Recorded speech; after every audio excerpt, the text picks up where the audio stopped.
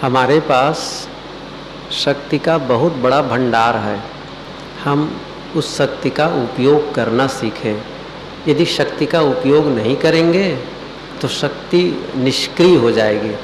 आप लोग सुने होंगे कि जो ऊर्ध्वबाहु कुछ लोग रहते हैं, तपस्वी लोग, हाथ उठा देते हैं 10 साल 12 साल बहुत समय तक सूख जाता है हाथ, और उसके बाद जब उसे वो नीचे भी करना चाहते हैं तो भी नहीं होता है। हाथ का जो उपयोग है आप उसे न करके उसको निष्क्रिय कर दिए तो क्या होगा? देखने की शक्ति है, सुनने की शक्ति है, बोलने की शक्ति है, बहुत शक्ति है, संयम की शक्ति है, त्याग की शक्ति है। कह सकते हैं क्या हमारे में त्याग की शक्ति भी है? बहुत बड़ी शक्ति है। आप जिसे हानि समझते हैं त्यागने के लिए कमर कस लेते हैं। लगा जान को जोखिम है तो त्याग देते हैं। सबके पास त्याग की शक्ति है। कहना चाहिए शक्ति के आधार पर ही जीवन की यावत क्रियाएं संपादित होती हैं। भोगों को भोगने की शक्ति है तो भोगों को त्यागने की भी शक्ति है। रुपये हों और कोई बंदूकधारी आ जाए कहे कि रुपये रख दो नहीं तो मार दिए जाओगे, तो फिर रुपये त्याग देंगे। कुछ लोग पत्नी का त्याग कर देते हैं, पति का त्याग कर देते हैं, पुत्र का, पिता का, पूरे परिवार का त्याग करके अलग हो जाते हैं। गांव का, देश का त्याग, ज्यादा क्या कहा जाए, अपने शरीर का भी त्याग लोग कर देते हैं। इतना बड़ा काम कर लेते हैं।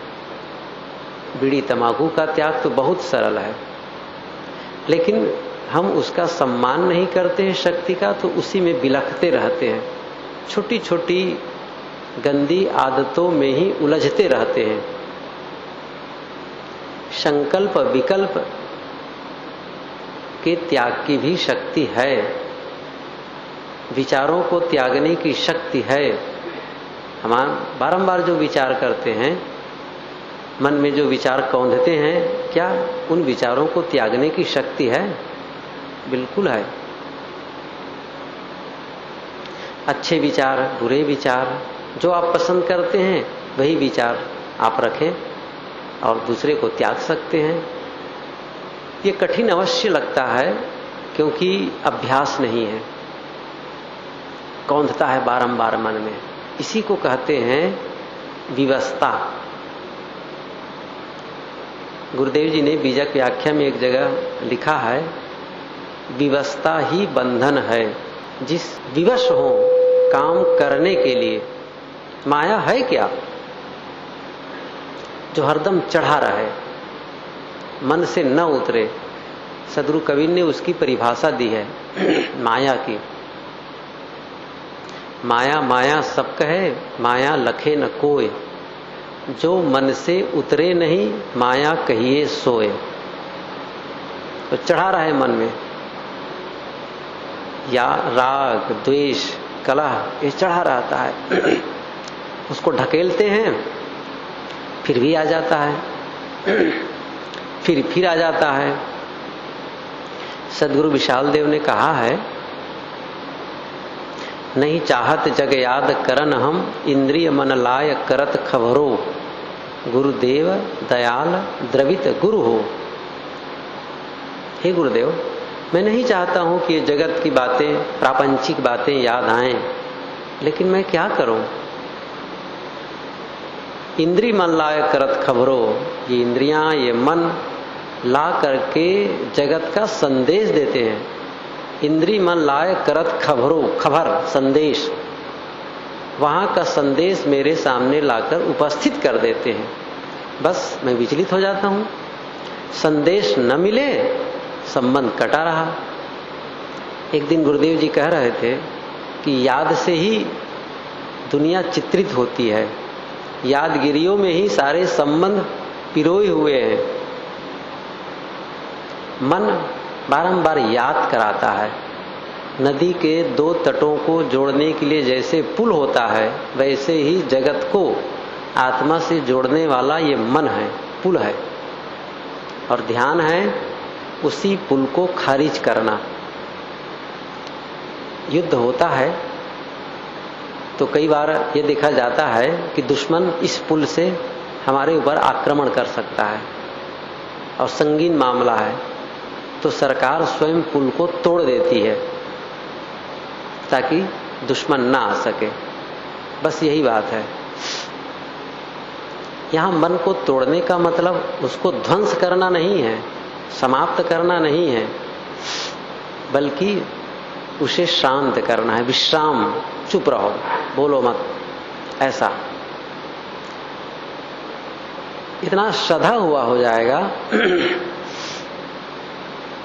आज्ञा पालक हो जाएगा, जो आज्ञा दे वो करे, ऐसा। लेकिन हम लोग तो सुनते हैं कि ये कल्पना होगी, विश्वास नहीं जगता है। ऐसा भी हो सकता है कि जैसा कहें वैसा करे, न हो चुप हो जाए, उसका हमें आभास नहीं होता है, संभव सा लगता है। लेकिन आप ये अनुभव कर सकते हैं, जिसके प्रति कई साल पहले बहुत राग था, बिना मिले रहा नहीं जाता था, समय बीता, जिस मित्र के प्रति राग था उस मित्र का मन बदला, विचारों में भिन्नता आई, विरोध भी हुआ, तो जिस प्रकार पहले उनकी याद होती थी अब कहाँ होती है, भूल जैसा गया।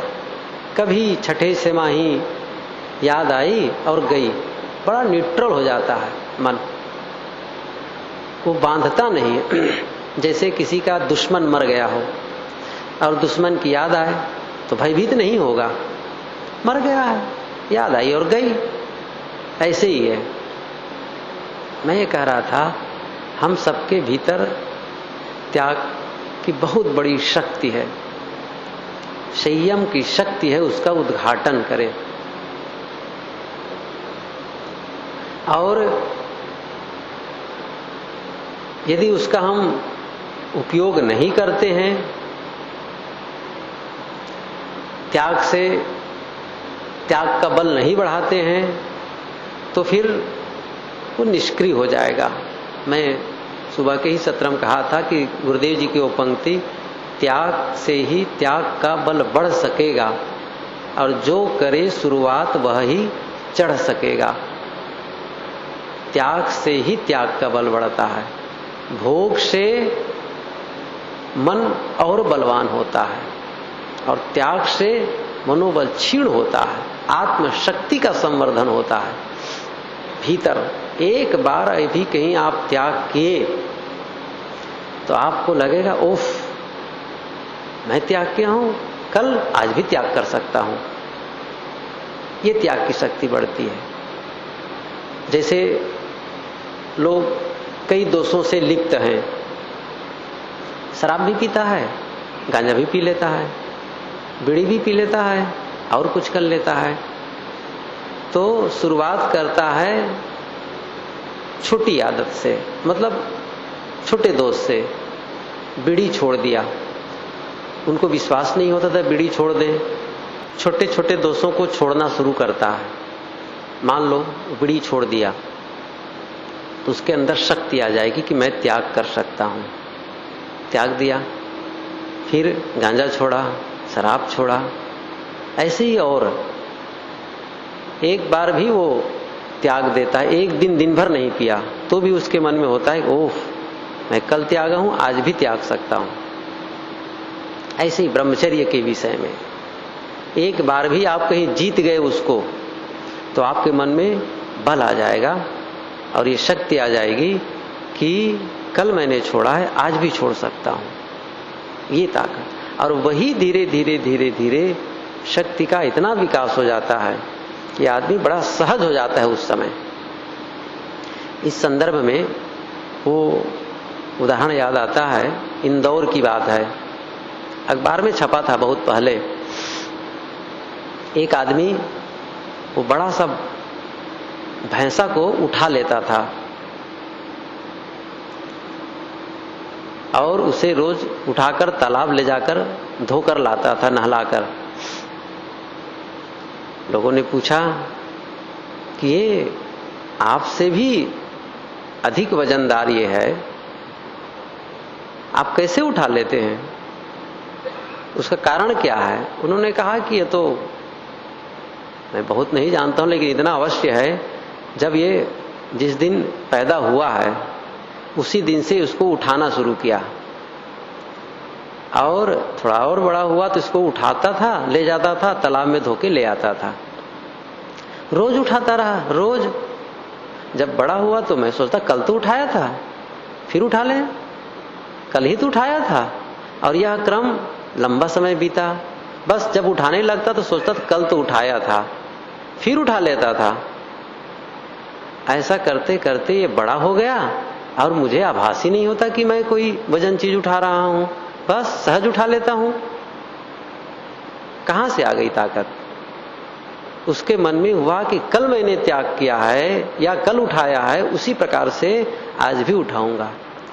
आप कोई भी त्याग प्रारंभ करेंगे तब त्याग की शक्ति बढ़ेगी।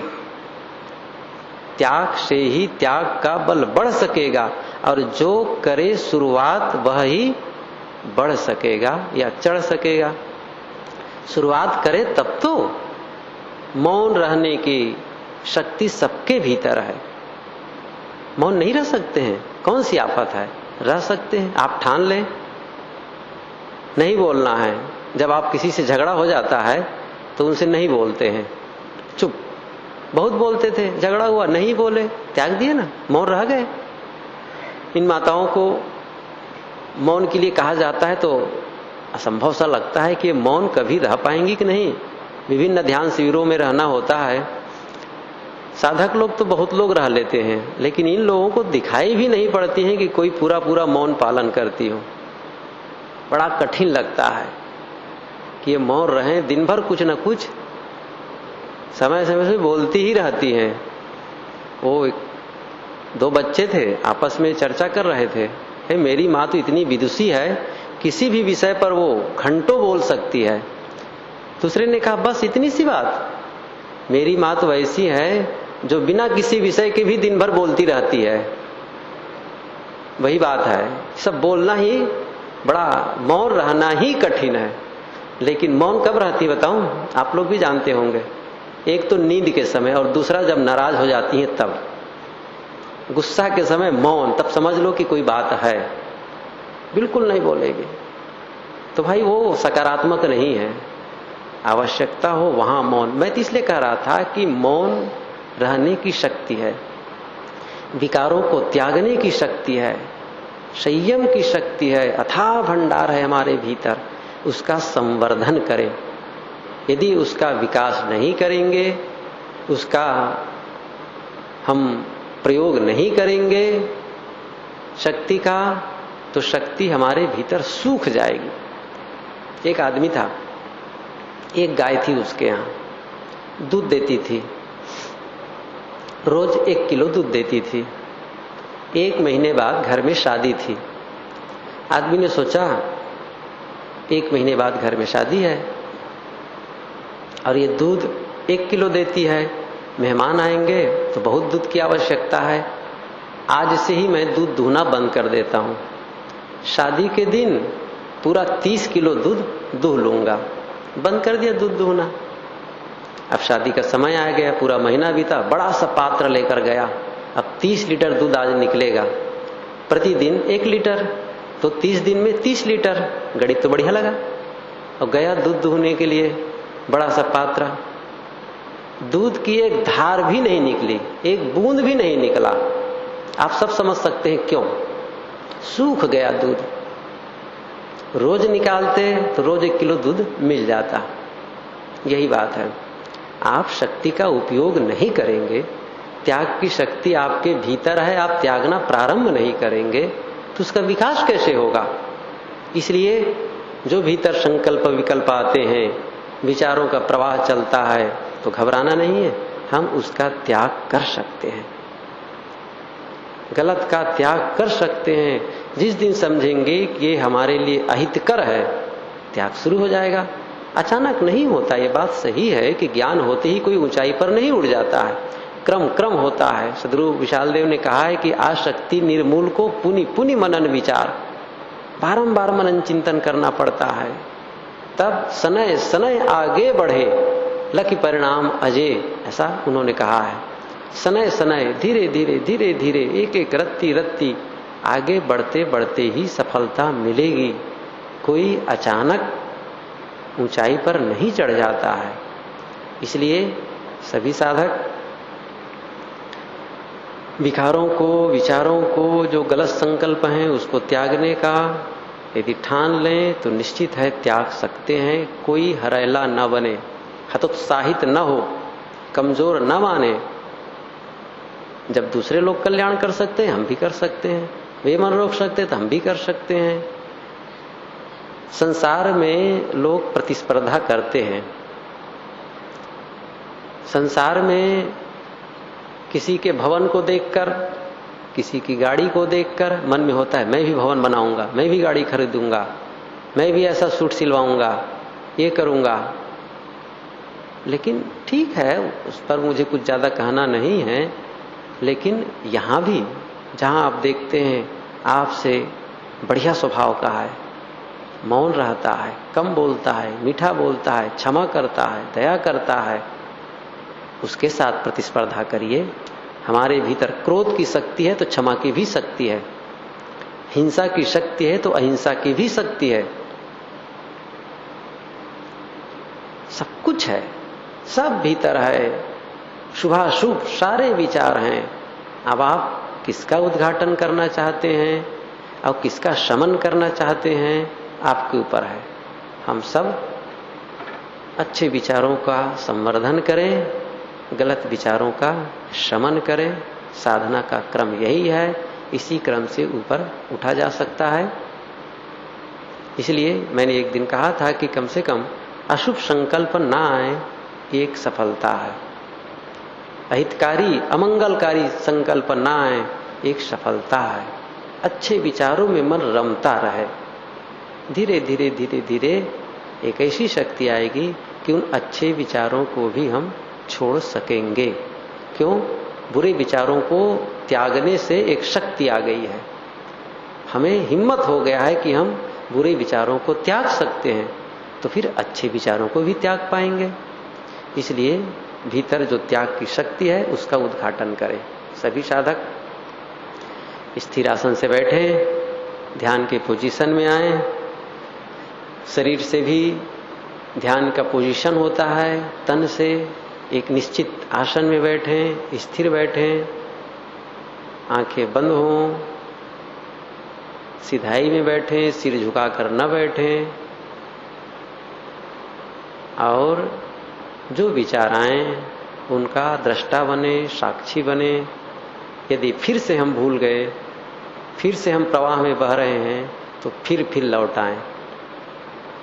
जब जब आप याद करेंगे अपने आप की कि मैं ध्यान में बैठा हूं विचारों को छोड़ने के लिए, कहाँ भटक गया हूं, तब तब वो विचार छूटेंगे और आप अपने आप में आ जाएंगे। वो कितनी बार करनी है गिनो मत, 10, 20, 40, 50, 100, 200, 1000 गिनना ही नहीं है। धान काटने वाला कभी नहीं गिनता है कि मैंने कितनी बार हंसिया घुमाया। यदि वो गिनना शुरू करे 1, 2 तो धान काट ही नहीं पाएगा।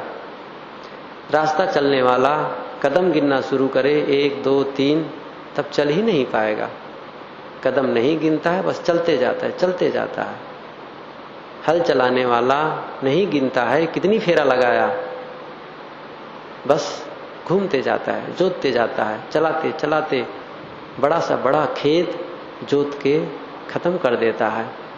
ऐसे ही साधक का केवल एक काम यहां,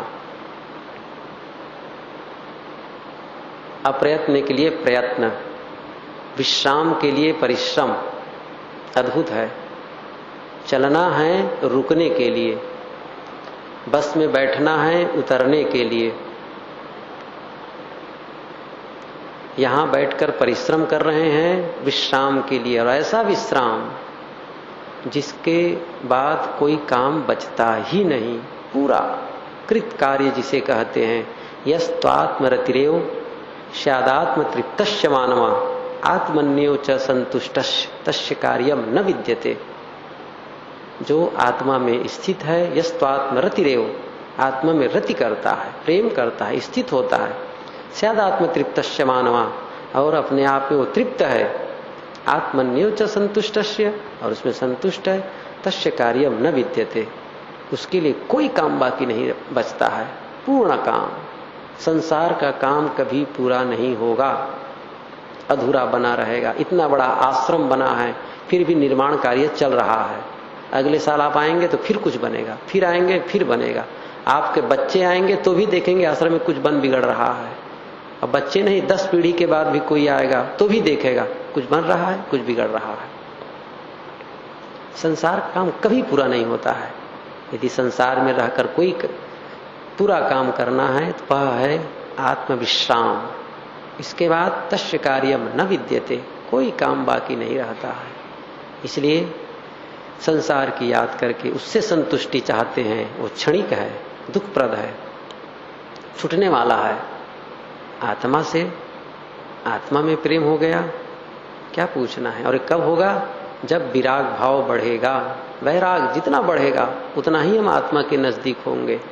आत्मा ही आत्मा का रक्षक हो जाता है। कब? यदा खिलात आत्मेवाप्तनो गोप्ता निर्विद्येत यदा खिलात।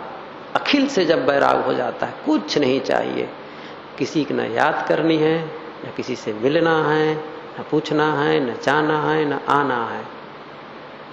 पूरा आत्मेवाप्तनो गोप्ता निर्विद्येत यदा खिलात अप्रमत इदम पश्येत ग्रस्तम काला ही ना जगत। यह देखो, काल रूपी सांप ने जगत को ग्रस रखा है, निगल रहा है। हम सबको काल निगलने वाला है। कबीर रसरी पांव में कहां सोवे सुख चैन। श्वास नगारा कुछ का बाजत है दिन रेन। मौत हमारे पैर में रस्सी बांधकर खींच रही है अपनी ओर। हम धीरे धीरे प्रत्येक कदम मौत की ओर गति है। हमारा हर कदम उसी की ओर जा रहा है। फिर भी बेभान, फिर भी असावधानी। किस लिए? तथागत बुद्ध ने कहा है, को नुहासो किमानंदो निच्चम पज्जलिते सती अंधकारे नो नद्धा पदीपम न गवेश्यत। क्यों हंसते हो? को नुहासो किमानंदो, क्यों आनंदित होते हो? को नुहासो किमानंदो निच्चम पज्जलिते सती, निरंतर आग प्रज्वलित है। अंधकारे नो नद्धा, काल की आग निरंतर जल रही है। धधक रही मरघट की ज्वाला, सबको उसी ज्वाला में भस्म होना है।